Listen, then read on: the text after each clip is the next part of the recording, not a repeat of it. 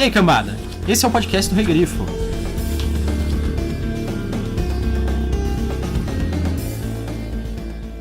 Eu sou o Gustavo Domingues, também conhecido como Regrifo. Eu sou a Thaís Prioli.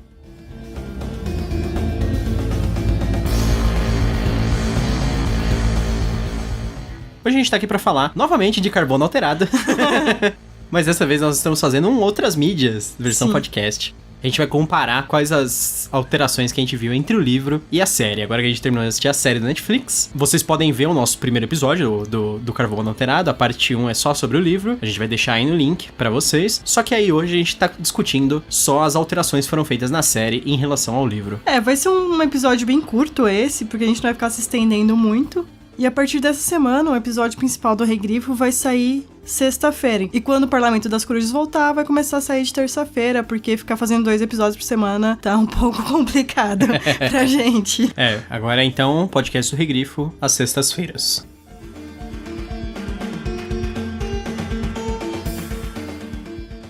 Bom, vamos lá. Você gostou da série? O que você achou? Eu gostei da série em si, não da adaptação. Tá, eu gostei da série. Eu achei que eles escorregaram no tomate ali mais pro fim da série. Deu uma decaída. A série foi uma adaptação, assim... Você falou pra eu não falar adaptação, mas não tem jeito. Ah, não, sim. Foi um negócio, assim, fantástico. Visualmente, foi muito bem feita. A temática... Eu achei que os atores foram bons. Apesar que o cara que é o principal do Takeshi... O Takeshi ocidental é meio calastrão, eu achei, às vezes. Sim, sabe? Um pouco. Esse ator, pelo que eu percebi, ele é sempre igual, em todos os papéis. Ele é o concorrente do Frank no House of Cards. Ele faz Robocop. Ele era o Robocop mesmo. Mas encaixou até nesse personagem, na minha opinião. Não, beleza. Foi satisfatório, assim, foi bom. Mas eu gostei da série no geral. Eu sempre quis ver uma adaptação cyberpunk que fosse, assim, mais extensa, comprida. Eu não sei se essa é a primeira série, com certeza, mas eu acho que sim. Talvez seja a primeira série mesmo com a temática cyberpunk. Sei lá, eu gostei, assim, no geral. O balanço foi bastante positivo. Eu gostei também. Eu acho que foi bom porque a gente tem a visão de outros personagens, uma coisa que eu gostei. Eu não gostei muito da Ortega, que toda hora, quase toda a participação dela, ela enfia a palavra em espanhol no meio das frases. Fala um monte de coisa em espanhol no meio, né? Não faz sentido isso. Eu entendi, você é latina. Não precisa falar isso toda hora. É forçado, né? Meu Deus, chega, né? Mas no geral é uma série legal. É lógico, os primeiros 7 episódios são melhores. Eu acho que tem alguns pontos melhores que no livro, tem alguns pontos melhores na série, mas isso a gente vai falar agora com a parte de spoilers. Ok, vamos pros spoilers? Vamos pros spoilers.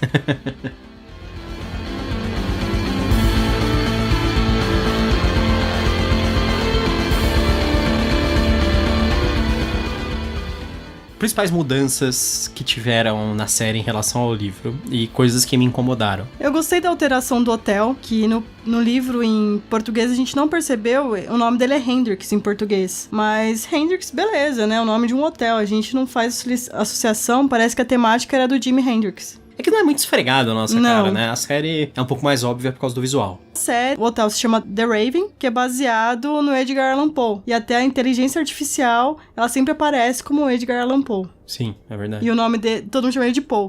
Simplesmente Poe, né? E no livro, ele dá uma ajuda pro Kovacs, mas não é tanta ajuda assim. E na série ele é praticamente o parceiro do Kovacs, e isso, muitas informações que a gente falou no podcast sobre o livro que foram tiradas da bunda do Kovacs, porque não tinha explicação nenhuma, na série o hotel ajuda nisso e dá algumas dicas. Eles passaram pra ele o papel de encontrar muita coisa que ele só poderia encontrar sendo uma inteligência artificial, interagindo com outras inteligências artificiais, que tem isso também, né? Sim. Na série, que não tem no livro, da interação dele com outras inteligências artificiais. Ele mostra as outras inteligências, elas se encontram num lugar que parece um bar, né? Que é como se fosse um hub, que é o local onde elas se encontram pra bater papo. Ele fala que o Kovacs é o primeiro cliente em 50 anos dele, né? E outra coisa que eu gostei também, que aí vem outro ponto só comentando, você tem o ponto de vista de outros personagens, que uma coisa que eu falei no podcast sobre o livro é em primeira pessoa, e muita coisa não faz sentido em ser em primeira pessoa, porque muita coisa você não tá entendendo o que o Kovacs está fazendo. A desculpa do livro, por ele ser um emissário, existe uma explicação que ele pensa de uma maneira diferente. Sim, mesmo assim a gente devia entender. Sim. Em primeira pessoa. Sim. E isso também é melhor. Na série, você vê a partir da Ortega, da inteligência artificial, vê a partir de outros pontos de vista, né? Não fica só com Kovacs. E o Kovacs não é um personagem que eu liguei tanto, né? Ele é muito... Na série? No livro. Ah, tá. Então não sei se é um personagem que leva o livro também. Ah, no livro, como ele é o protagonista, pra mim é que nem Aprendiz de Assassino. Não tem jeito de não gostar dele, eu acho. Tem. Como que você não gosta? Ele é bem um anti-herói, sabe? É. Anti-herói você gosta, você não gosta. Sei. É que ele é relutante, e ele é assombrado, e tem todas essas coisas. Eles mostram tudo isso na série, né? Sim, mas... Na verdade, tem as alucinações vívidas dele, que são muito mais vívidas, né? Na série. Eu achei até um pouco... Elas interrompem demais, às vezes, a história em si. Mas no livro é assim também. Ah, muito. As alucinações da Quell Chris Falconer lá é o tempo todo, sabe? Mas no livro é assim.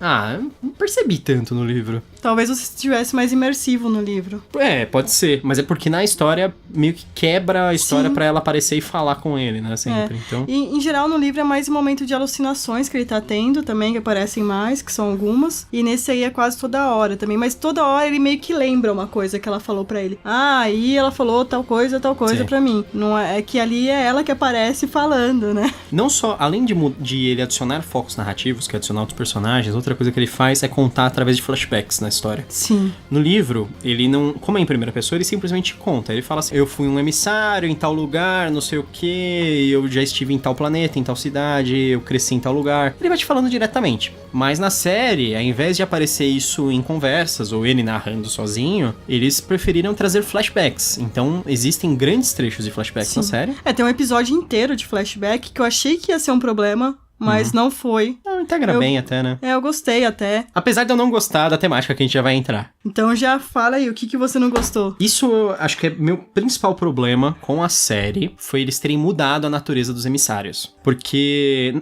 foi assim, no livro, os emissários, eles são membros de elite do protetorado, que eles são uma espécie de unidade de militar especial misturado com espião, que eles são enviados para locais para causar problemas. O pessoal fala que eles são tipo os bichos papões do protetorado. Ele é um cara, uma unidade de elite, que o cara chega lá, ele se acostuma instantaneamente com corpos quando eles trocam, eles têm uns sistemas de manipulação mental. Por exemplo, tá tendo uma rebelião. Ele vai lá dentro da rebelião e cria uma rebelião dentro da rebelião, sabe?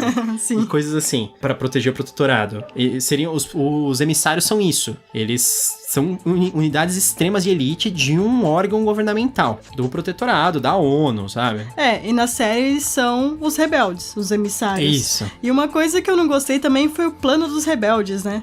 Nossa, era muito ruim. Que assim, eles queriam o quê? Eles queriam alterar o código do cartucho e aí espalhar pra todo mundo e quem fosse meio que velho ia morrer. Foi isso que eu entendi. Não, aí todo mundo teria um limite de 100 anos de vida. Mas aquela coisa, em geral, quem tem mais de 100 anos é porque tem um backup. Certo? Aí vamos aqui falar de algumas regrinhas de programação. São umas regras que hoje em dia, atualmente, a gente tem. Desculpa pela tecnicalidade aqui, mas eu acho que é um ponto importante. Hoje em dia, os desenvolvedores já têm algumas coisas que eles chamam de deploy, que é o quê? É o pacote que vai para produção. Esses deploys são testados. Beleza, eles não vão testar, eles vão invadir e vão colocar. Você imagina que o quê? Os cartuchos de backup não ficam na mesma rede que eles estão usando atualmente. As pessoas ricas. Os backups são feitos de tantas em tantas horas. Ou eles vão atualizar exatamente um pouquinho antes do backup, que eles não entram nesse detalhe do plano.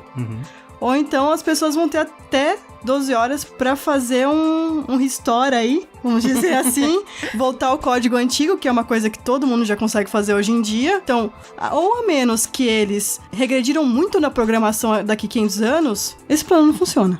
Sim. Na verdade, todo esse arco de história envolvendo rebeldes... Existiam rebeldes, mas eles lutavam por outra coisa. Tinha a ver com colonialismo. Não tinha a ver com esse negócio que eles estão lutando contra os Matusaléns. Até porque ele nem conhece esse termo, os Matusas, quando ele chega na Terra. É extremamente imbecil a adição dos rebeldes. É só pra mostrar, pra formar um grupo...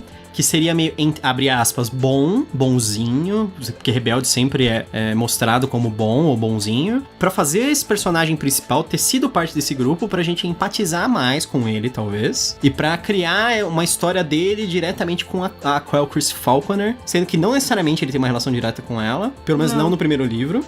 A gente não sabe ainda se eles colocaram histórias do segundo e do terceiro livro. Nós não lemos o segundo e o terceiro livro. Eu vi um comentário na internet de que eles estavam adiantando algumas coisas da história do segundo e do terceiro livro, mas, assim, em relação ao primeiro, não tem nada a ver. Em relação ao primeiro, isso é diferente.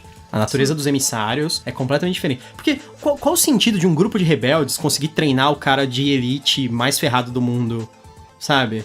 Sendo que os caras vivem no meio da floresta e moram na caverna. E agora eu acho que o outro ponto também, que a gente não sabe se em outros livros seria isso também, ou não, é o fato de terem alterado a vilã do primeiro livro, que é a Raylene. Sim. A história dela, que no livro ela não tem nenhum parentesco com ele.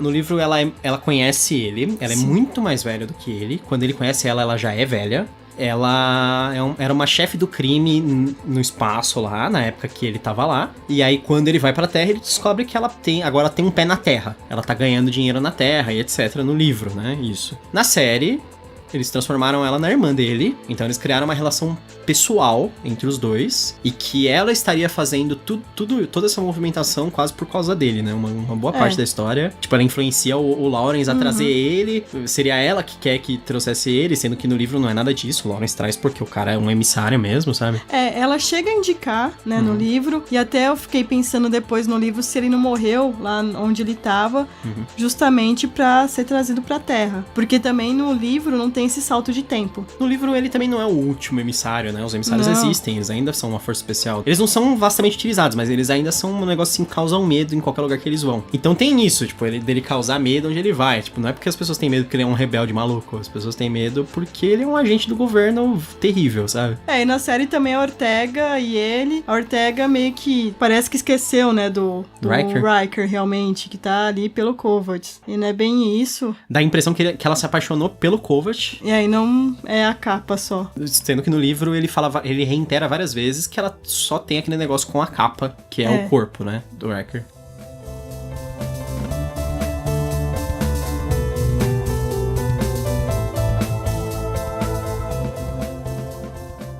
O que você acha da adaptação em si agora?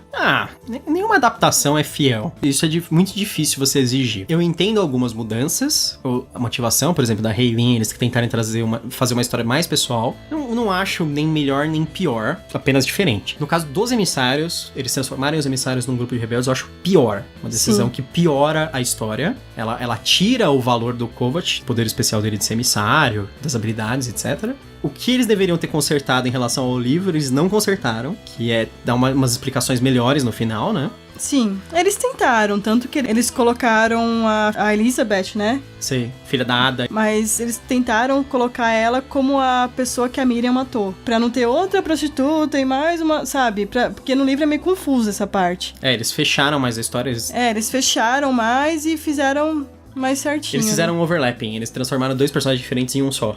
Eu achei melhor, sinceramente, essa parte, mas o Gustavo antes tava falando assim, mas ficou meio que Deus Ex Machina, né, Elizabeth, ali no fim. Apesar deles terem apresentado ela antes e ter mostrado ela treinando com o Poe e mais um monte de bobeira assim, aí no fim ela consegue enviar a consciência dela e invadir um corpo sintético que ela muda pra aparência dela e ela salva eles, assim, no último minuto e vira um plot device, um negócio assim que é puro roteiro, só pra tentar dar certo ali no fim, sabe? E eles podiam ter consertado o final ficou clichê pra cacete. No livro, porque quando tem a cópia dele, né? No livro, o Kovacs que morre é o que foi enfrentar a Raylene. E no filme, eles decidiram que eles trocaram. Então, o Kovacs que morre é o que foi pra ilha da Miriam. Eu achei meio besta também. O final, em geral, foi bem, assim, medíocre. Não foi ruim, porque foi clichê. O pessoal pensa que clichê é ruim. Clichê não é que é ruim. Clichê é um negócio que sempre deu certo, então deveria dar certo novamente, sabe?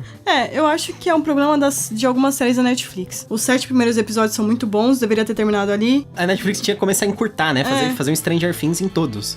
8 episódios no máximo ali, né? Então, mas é uma série boa. Eu recomendo se você gosta da temática. Se você lê o livro, veja, é legal, tem algumas alterações, talvez você goste, talvez você não, igual as que a gente falou, talvez você já ache algumas outras que a gente não viu também. Eu Foi recomendo. O que você falou, pra quem é fã de Cyberpunk, beleza. Se você é fã de ficção científica, Cyberpunk, e você se interessa em geral, acho que você vai conseguir se divertir, pelo menos não vai ser uma experiência negativa de jeito nenhum. Até o 7º episódio é uma série excelente, né? Aí depois que dá uma escorregada.